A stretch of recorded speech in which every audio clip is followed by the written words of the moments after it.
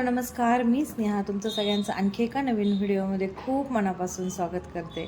आज आहे 10 फेब्रुवारी, तिसरा दिवस आहे आज.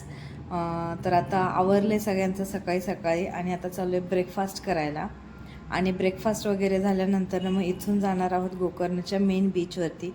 सकाळी सकाळी बीचवर जाणार आहोत आणि मग नंतर इथून चेकआउट करून दुसऱ्या एका पॉईंटवर जाणार आहोत. ते कुठल्या पॉईंटवरती जाणार आहोत ते मी तुम्हाला पुढे व्हिडिओमध्ये सांगतेच.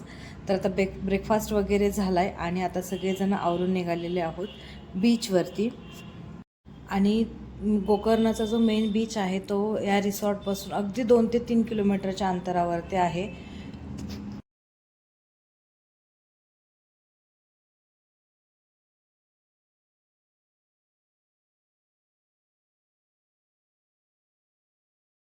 आणि हा आहे गोकर्णाचा मेन बीच. आता इथं आलो आहेत, साधारण सकाळचे 9 वाजले होते. गर्दी वगैरे जास्त काही नव्हती. आणि सागरदाजींचा मोबाईल वॉटर रेजिस्टन्स होता, पण पाण्यात जाण्याच्या गोंधळामध्ये कोणाच्या असं लक्षात पण नाही आलं की व्हिडिओ वगैरे काढायचेत म्हणून.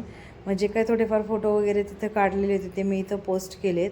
जवळपास 2.5-3 तास आम्ही तिथं बीचवरती होतो आणि सगळेच सोबतच होतं, त्यामुळं खूप पाण्यामध्ये धिंगाणा घातला सगळ्यांनी. आणि नंतरनं रिसॉर्टवरती गेल्यानंतरनं छान आंघोळ्या वगैरे केल्या आणि मग तिथून आता चेकआउट करून आता चाललो आहेत नेक्स्ट पॉईंटला. तर नेक्स्ट लोकेशनवरती जाता जाताच गोकर्णमध्ये साधारण एक 15 किलोमीटरवरती मिरज फोर्ट आहे. तर तिथून फक्त जस्ट बाहेरून पाहिला तो कसा आहे तो, कारण तिकडं उष्णता खूप आहे आत्ताच फेब्रुवारी महिन्यामध्येच, त्यामुळं खाली नाही उतरलो, बाहेरूनच पाहिला. तर हा 16व्या शतकातला किल्ला आहे आणि इथं आपले खडे मसाले आणि सुपारी याचा जास्त मोठ्या प्रमाणामध्ये व्यापार 16व्या शतकामध्ये होत होता. आणि दुसरी गोष्ट, विजापूरचा जो सुलतान आहे की बरेच दिवस त्या सुलताननी पण ह्याच्यावरती राज्य केलेलं आणि नंतरनं मराठ्यांनी पण हा किल्ला जिंकलेला असं इतिहासामध्ये आहे त्याची नोंद केलेली. तर हा असा मिरजचा फोर्ट आहे आणि हा किल्ला तटबंदीसाठी खूप जास्त प्रसिद्ध होता, कारण ह्याची जी तटबंदी होती ती खडकावरती केलेली होती. त्यामुळं सुरक्षिततेसाठी हा किल्ला जो आहे तो एकदम मजबूत मानला जायचा. तर आतमध्ये वगैरे न जाता बाहेरूनच फक्त त्याला पाहिला, कारण आतमध्ये सगळं आता काही राहिलेलं नाही, सगळं पडलेलं वगैरे आहे. तर त्याला थोडं गार्डनिंग वगैरे केलेलं आहे आतमध्ये, त्यामुळं आत न जाता फक्त बाहेरूनच पाहिला. आणि मग तिथून आता जाणार होतो पुढच्या लोकेशनवरती. पुढचं लोकेशन आहे याना केव्ज. गोकर्ण ते याना केव्ज अंतर हे 48 किलोमीटर आहे. आणि जाताना इथं जेवण करायला थांबलो होतो आणि श्रीजाला राजसोबत यायचं होतं, दादाकडे यायचं होतं, म्हणून ती इथं थोड्या वेळ आली होती गाडीमध्ये.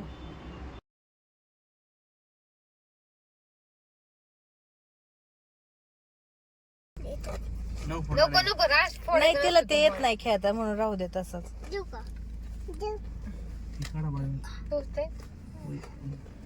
तिने कालपासून बॉल घेतलाय, त्याची ती जाळी तरी काढली का वरची, आणि हे तिला म्हणतोय फोडून देऊ का?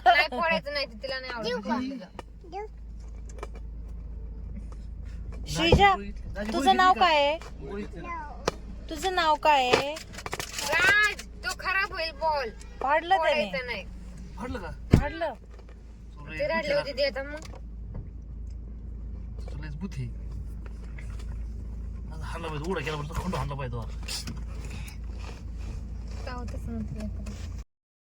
जेवण केलं आणि मग निघालो पुढच्या प्रवासाला. आता ही बाजूने तुम्हाला सगळी नारळाची झाडं दिसत असेल, कोकणामध्ये असल्यासारखाच फील आला. आणि तिथं लाल माती आणि नारळाची झाडं खूप जास्त प्रमाणामध्ये आहेत, त्यामुळं आपल्या कोकणची तर नक्कीच आठवण येते. आणि तिकडे जाणारा रस्ता हा पूर्ण जंगलामधून आहे, याना केव्जचा. दोन्ही बाजूनी घनदाट जंगल आहे आणि मधून असा वनवे आहे. रात्री इतकं हॉरर दिसतं ते दृश्य. तर आता निघालो आहे याना केव्जकडे.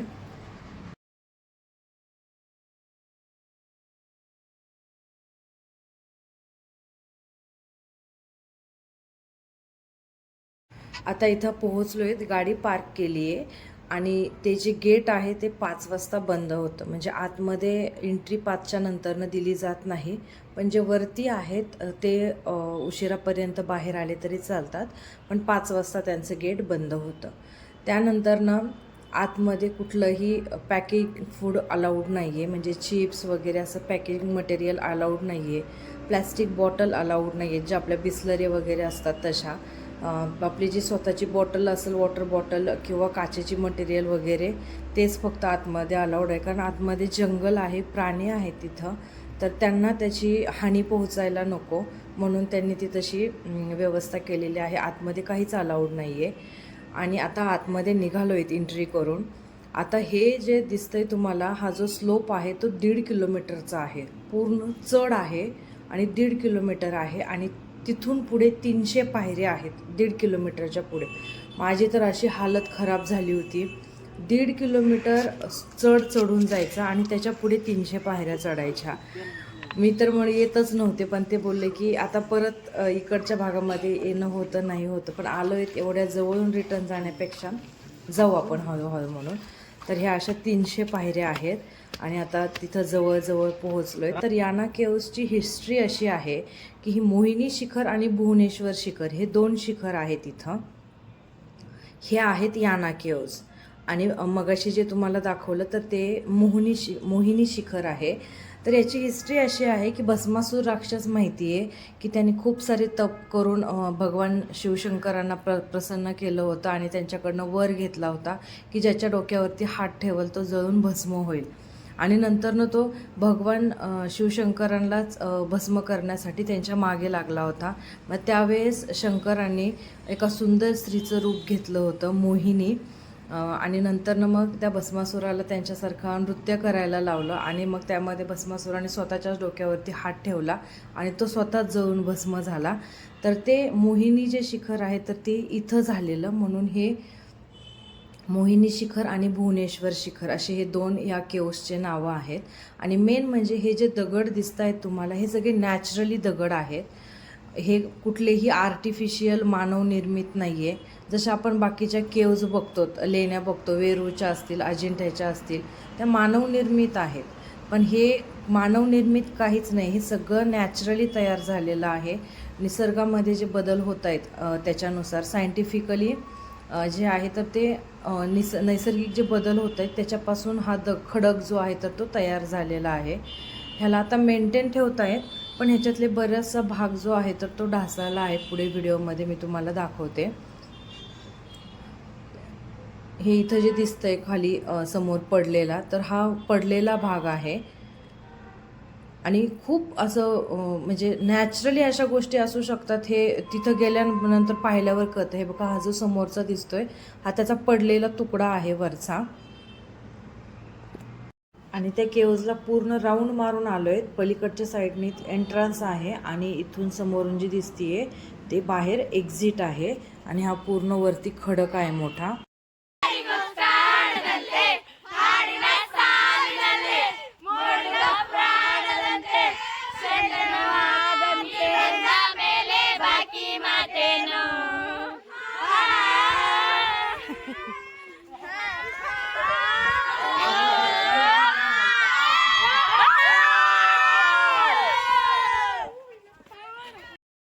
या छोट्या मुलांच्या शाळेची ट्रिप आलेली तिथं याना केव्जवरती. तर ते त्यांच्या कन्नड भाषेमध्ये काहीतरी म्हणत चालले होते, तर ते मी इथं रेकॉर्ड केले. काय म्हणत होते मला पण नाही ते समजलं.